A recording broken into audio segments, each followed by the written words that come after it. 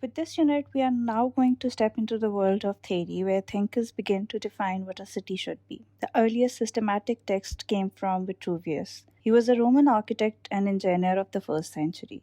In De Architectura, he laid down the famous triad of strength, function, and beauty. For him, a city was not merely walls and streets, it was a reflection of higher cosmic order, proportioned like the human body.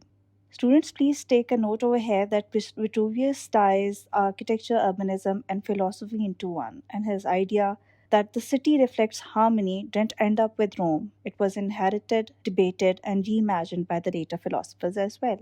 One of the most influential inheritors of this transition was Aristotle, who shifted the focus from form to purpose by asking, what is the city for? Aristotle, in his study for the polis, argued that the city's ultimate goal is to enable the good life. That means not only survival or defense, but justice, culture, and education. He also warned about scale. Too small, a city can't sustain diversity. Too large, the citizens lose recognition of one another. For him, the balance of size and proportion defined a true city. Now, do you see a shift from Vitruvius' emphasis emphasizing the form of the city and its harmony and durability, and Aristotle's shift towards conversation to its soul, its role in human flourishing? Centuries later, in the Islamic Golden Age, this debate reappears, this time framed in spiritual and ethical terms by the philosopher Al Farabi. In the 10th century, Al Farabi wrote his famous book Al Madina al Fadila, the virtuous city. He compared the city to the human body, each part working in harmony, guided by a central heart. For Farabi, the ruler's virtue determined the city's fate. A corrupt ruler diseased the city, a virtuous leader created flourishing. Urban design, therefore, was inseparable from ethics and governance. So, if Vitruvius gave us the city's anatomy and Aristotle gave us its moral purpose, Farabi fused them into a vision of the city as a living ethical organism. This synthesis of form, function, and ethics was rediscovered in Europe centuries later during the Renaissance, where thinkers once again returned to geometry, perspective, and harmony. The Renaissance in 15th and 16th century marked the rebirth of classical ideals. Architects and artists rediscovered Vitruvius and developed new tools like perspective drawings. Suddenly, cities were imagined as perfectly proportioned works of art. The so-called ideal city paintings showed piazzas framed by colonnades, domes aligned to perspective, and streets radiating in harmony. These were visions and not built cities, but they signaled a profound idea that cities could be embodiment of rational beauty. Yet these ideals on paper required translation into stone and brick. And here one man stood out as the practical genius of this era, Andrea Palladio. Palladio gave Renaissance ideals their most enduring form. His four books of architecture distilled classical principles into rules of proportion and order. His Villa Rotunda remains iconic, a square plan, four identical facades crowned by a dome, symmetry in its purest of expressions. In cities like Vicenza, Palladio's work created harmonious streetscapes, each facade speaking in rhythm, creating a collective dignity. His work influence spread far beyond Italy. English country houses, Jefferson's Monticello in America, even later colonial civic buildings. His legacy was the idea that cities gain coherence not through monumental excesses, but through the repetition of harmonious modules. But harmony would not remain enough. The next era, the Baroque, demand drama, spectacle, and the staging of power. After Palladio's harmony came the Baroque era, and here the mood changed completely. Geometry was no longer just about balance, but about drama and power. Think of St. Peter's Square in Rome. The oval arms of colonnades sweep you forward, choreographing your gaze towards the basilica. The space does not merely exist, it directs and commands. At Versailles, Louis XIV stretched endless excesses of gardens and avenues, projecting royal control over both nature and people. The message was clear: power is visible, overwhelming, and theoretical. So, where Palladio gave us harmony through repetition, the Baroque transformed the cities into a theater of authority. Every axis, every perspective line was propaganda in stone. But while Europe staged this drama of absolutism, philosophers everywhere else began to dream of the opposite: cities of equality and perfection. This takes us into the world of utopias. The 16th century also gave us the literary and philosophical tradition of utopia, the no place, an imagined ideal. Thomas Murray's Utopia described an island society organized for rationality and equality. A century later, Campanella's City of the Sun envisioned concentric circles of community life, with knowledge painted on the walls themselves. These were not physical cities, but but they shaped the design imagination. They told us that the city is not only about what it is, but also what it owes to be. Baroque rulers used geometry to dominate. Utopian thinkers use it to liberate. One staged obedience, the other imagined equality. Both prove that the city is always a projection of values, whether power or hope. But when we enter the 18th and the 19th century, another force arrives, the Industrial Revolution. Here, utopias would collide with the harsh reality of life. The Industrial Revolution transformed the scale of the cities. Factories pulled millions into Manchester, London, Birmingham, swelling population beyond control. Streets choked with soot, rivers poisoned with waste, families crowded into single rooms, epidemics like cholera spreading through contaminated waters. Writers like Dickens described the city as a hellscape of poverty and smoke. If the Renaissance celebrated the city as art and Baroque rulers staged it as theater, the Industrial Revolution reduced it to a machine. Efficient for production but disastrous for the human dignity. Out of this crisis came reformers and visionaries determined to reimagine urban life post Industrial Revolution. One of the most influential responses came from Ebenezer Howard, who sketched a model to balance the best of town and country.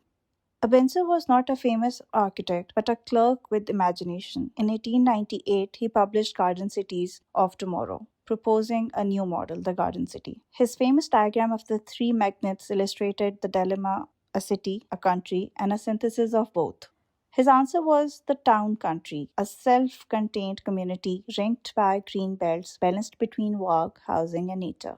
Letchworth and Welwyn garden cities in England were the first attempts to realize his idea. They influenced suburban planning worldwide, sometimes successful, sometimes disastrous, or distorted into sprawl.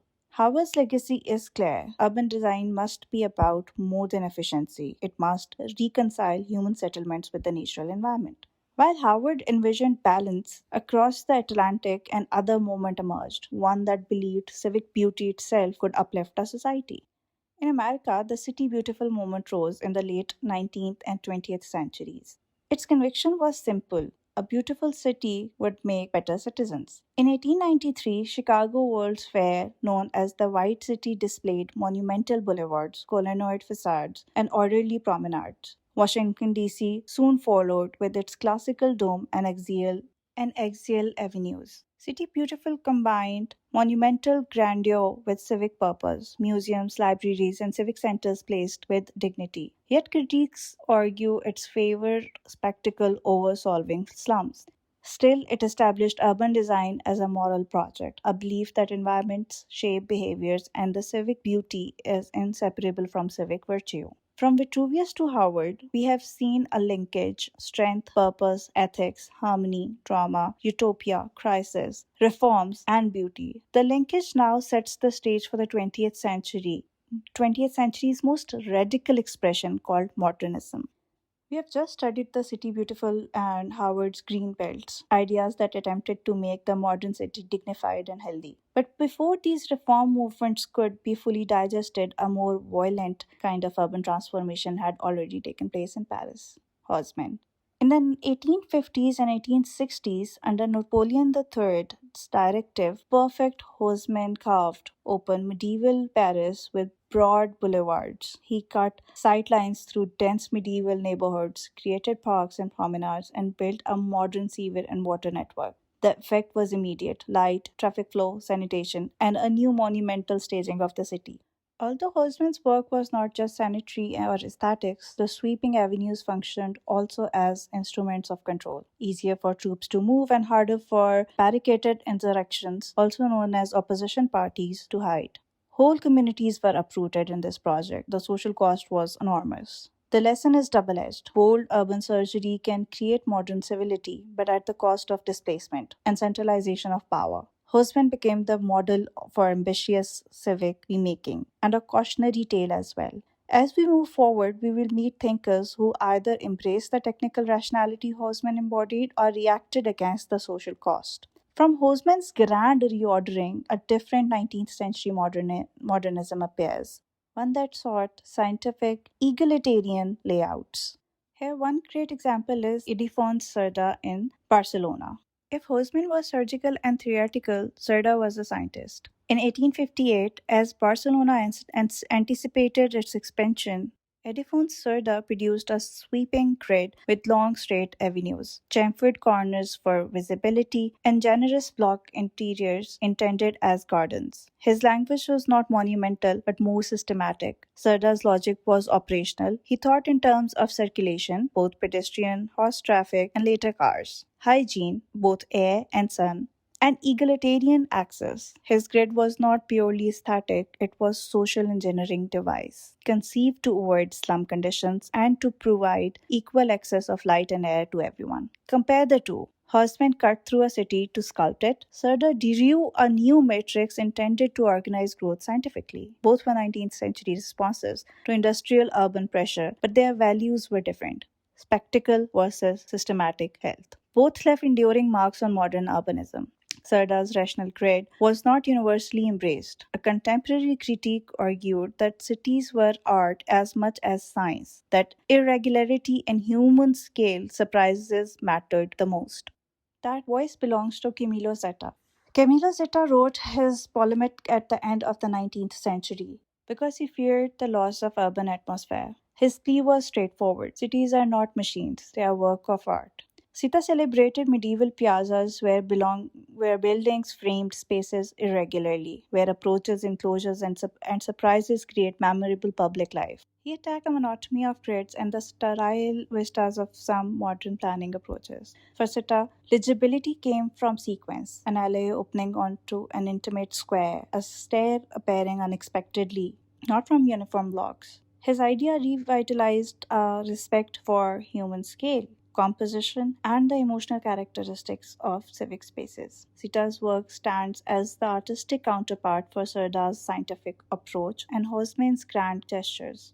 Urban design, as he argued, must cherish irregularity because it is often the crucible of urban life. Sita's lyrical critique would influence both preservationists' attitude and modernists who tried to reconcile function and form. And it helped prepare the grounds for the next generation, early 20th century modernists such as Tony Garnier and then Le Corbusier. Tony Garnier, a French architect, responded to the industrial metropolis with a sober program, organized the city by function. His La Cité separated residential, industrial, and recreational zones with abundant green spaces and standardized housing for workers. It was an attempt to bring order, health, and dignity to industrial life. Gardner's approach was not decorative, it was prescriptive and social. Provide well designed housing and public amenities for all the classes. He essentially set the template for the functional zoning that would dominate most of the 20th century later on. The tension is now visible. Sita's celebration of irregular humanism on one hand and Garnier's cold efficiency on the other. On our next figure, Le Corbusier would push functionalism into an architectural and ideological program. Le Corbusier proclaimed that the house is a machine for living in and extrapolated the idea of the city. His radiant city proposed radiant towers set into parklands, strict zoning, and a polarization of sunlight, air, and garden spaces. The 5 points of architecture, violets, free plan, free facade, ribbon windows, and roof gardens were purely architectural. But Congress for Modern Architecture sought to make them urban doctrines. International Congress for Modern Architects meeting codified the idea that modern cities should separate functions, sleep in one place, work in another, play in yet another. That seemed rational after industrial chaos, but the reality is in many implementation projects were social isolation and hostile landscape. A high-rise living without street life that animates cities itself. Le Corbusier gave us precision, hygiene, and monumental clarity. He also forced the profession to control a key question: can we standardize for health and still preserve the social richness of urban life? A different modernist voice would answer no, a voice that wanted decentralization rather than heroic verticality. Yes, it was Frank Lloyd Wright. Frank proposed an almost opposite modernism, not towers and parks, but lands as urban matrix. Broadacre City imagined as a decentralized America where each household had substantial land connected by road and technology. It celebrated individuality, autonomy, and close relationships to the landscape. But Wright's dream, if uncritically implemented, would feed sprawl, low density, heavy car dependence, and less of urban vitality. So his theory is ambivalent. It championed the human and the local but contained the seeds for suburban fragmentation. The mid century thus found modernistic bifurcation, machine statics towers on one hand and dispersed land based visions on the other hand. The consequences would be visible in post war reconstruction and suburban growth, and they would provoke the most influential critique of modernist doctrine. That critique came from the streets themselves and from none other than Jane Jacobs, who listened to those voices. Jane Jacobs came with an empirical hammer. She observed, documented, and argued that the lifeblood of cities is diversity at the street level. In The Death and Life of Great American Cities, she set out practical conditions: dense concentration of people, short blocks, mixed uses, and buildings of different ages that make streets safe and lively. Jacob's famous phrase, eyes on the street, captures a profound truth. People watching each other create informal safety. She attacks the sterile separation of Le Corbusier and the bulldozing project of urban renewal, arguing that urban planners who ignore the small grain of urban life will destroy the very fabric they intended to improve. Her work is a paradigm shift from top down to bottom up thinking, a revival of attention to the messy and improvisational life of the city. If Jacobs taught us to listen to streets, Kevin Lodge gave us the vocabulary to describe what people mentally map and remember in a city. Kevin Lodge turned observations into cognitive tools. In the image of the city, he describes how people form mental maps using five elements: paths they walk, edges that they are bound by, districts they recognize, nodes where activities concentrate, and landmarks for orientation. Lance's contribution is pragmatic. If a city is legible, people can navigate confidently. If not, it feels alienating. His frameworks give designers specific levelers: improve paths, emphasize nodes, clarify edges to make urban spaces more understandable and humane. Lunch and Jacobs together reshape planning, attended to the street and make it legible, planning for the human perception as well as circulation. With these critiques in hand, the profession in the late 20th century moved towards plural hybrid responses, postmodernism, neo urbanism, tactical interventions, which we'll be studying shortly. By the late 20th century, architects and planners recognized modernism's limit. Postmodernism reintroduced ornamentation, historical references, and complexity. Venturi's famous observation, less is more, urban design became rural. Neo-urbanism responded to suburban sprawl with compact, walkable, mixed-use neighborhoods. Seaside Florida became the poster child for this kind of urbanism. Tactical urbanism flips this. Small, temporary, community-led fixes, parklets, pop-up piazzas, test interventions before permanence. Landscape urbanism reframes site as ecological fields rather than mere buildings. Everyday urbanism calls attention to the ordinary activities that structure urban life. Together, they form our toolbox. Large master plans were needed, but also nails and threaded threads from incremental repairs. So, where does all this leave us? We close with a synthesis: what a 21st century urban design should carry forward. We have walked a long arc from Vitruvius's Triad through medieval piazzas, Haussmann's surgery, Serda's scientific grid, Pladio's mired harmony, Garnier and Le Corbusier's functionalism, and Jacob Street's wisdom and Lance's cognitive map, and finally into the plural toolkit of our present. The main takeaway is that theories are instruments, not commandments. Haussmann teaches boldness and technical mastery. Serda teaches systematic fairness. Sita teaches the sensory. Le Corbusier teaches hygiene and order. Jacobs teaches humility towards the street. Each offers tools, each carries cautions. As urban designers, you must be both craftsmen and moral agents. Use structure when it protects the many. Use spectacle when it serves the public good. Use small scale tactics when communities need testing and trust. Above all, design ethically. Consider quality, climate, and culture before form. From next week onward, we move from this historical and theoretical grounding to applied analysis, mapping, figure ground, linkages, circulations, and also about how to write a design brief that honors both history and people. I hope you're ready for drawings.